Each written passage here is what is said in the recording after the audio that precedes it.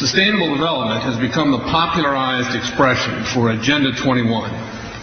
Agenda 21 is the 1992 United Nations Rio Declaration on the Environment and Development. It is the agenda for the 21st century you're living in today.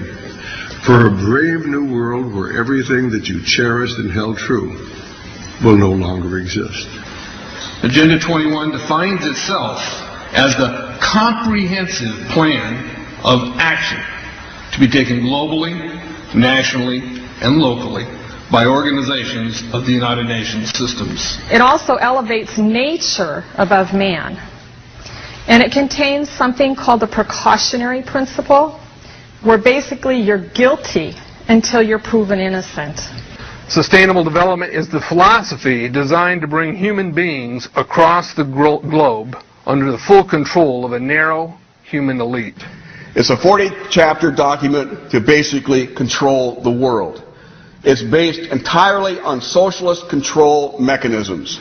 Sustainable developers have designed a global movement coordinated through a global to local action plan to create world government in accordance with certain objectives. These objectives include an end to national sovereignty, the abolition of private property, the restructure of the family unit, and increasing limitations and restrictions on mobility and individual opportunity. The green goal includes the listings of what's not sustainable. A couple of the examples include private property. 728 lists fossil fuels. Golf courses and ski lodges are not. Consumerism. Irrigation is not sustainable. Paved roads. Commercial agriculture. Herbicides, pesticides.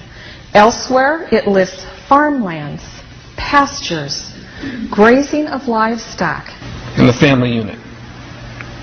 The focus of sustainable development is the abolition of private property, societal undermining of the family, and abandonment of the constitutional protection of unalienable rights as described in the Declaration of Independence. You see, I sat on the Santa Cruz Agenda 21 committees.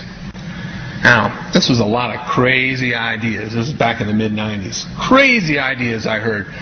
Mother Earth's surface wasn't to be scratched. Human beings were to be concentrated into human settlement zones. Educational systems were to focus on the environment as the central organizing principle. All aspects of life were covered. Well, I went to these committees at the request of some people who told me that I needed to understand what was going on, and I came back and I said, this is craziness. This is so silly. It has no chance of having any effect on our society. Well, I was wrong. The United States government's support for sustainable development, Agenda 21, is very clear.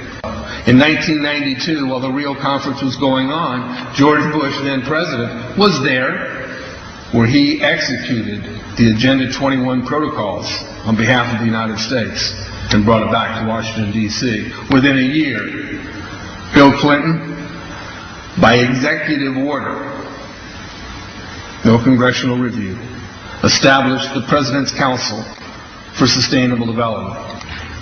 In Santa Cruz, we've got a 2-lane freeway system. We need 4. But what we're getting is hundreds of millions of dollars of federal money to take a dilapidated rail line that Southern Pacific wants to put in the hands of somebody else so that a commuter line can be built along the railroad track. That'll be followed by 14-story buildings where people will live and stack them and pack them units, where developers or so-called sustainable developers will build these high-rises with federal dollars. In fact, Santa Cruz has received a $300 million federal grant to build the first 3,000 of these stack and pack them units. The County Board of Supervisors has said, if you are a sustainable developer, you're immune from any construction defect liability. It's a partnership between selected developers building this new world order and the government using the American taxpayer dollars in order to do it. This is a map of the Wildlands Project. To explain the map, the red are areas that are to be off limits to human beings. No resource development, No human activity. If you live there, you won't. The yellow areas are the areas for major control of all human activity. If you live there, you won't. The black areas, the black dots, are the smart growth zones. That's where human beings are to be stacked and packed in small living units along rail tracks. The Smart Growth Program ultimately has jobs assigned and children cared for by the state.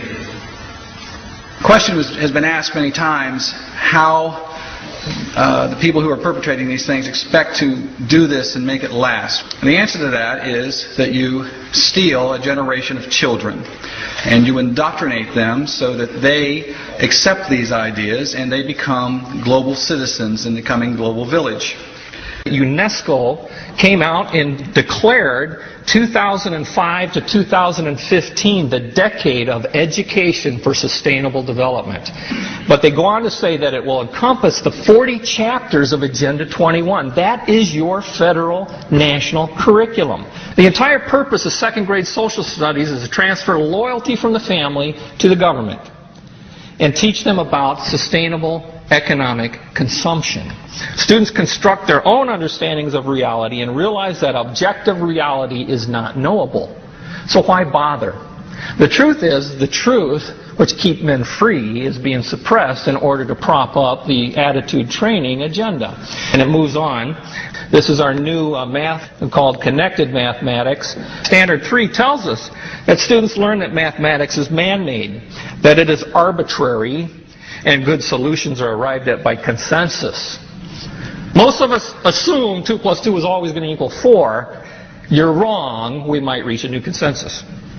How well does it work? Well, they tell you in the teacher's guide in the back, it tells us that because the curriculum doesn't emphasize arithmetic computations done by hand, some students may not do as well on tests assessing computational skills.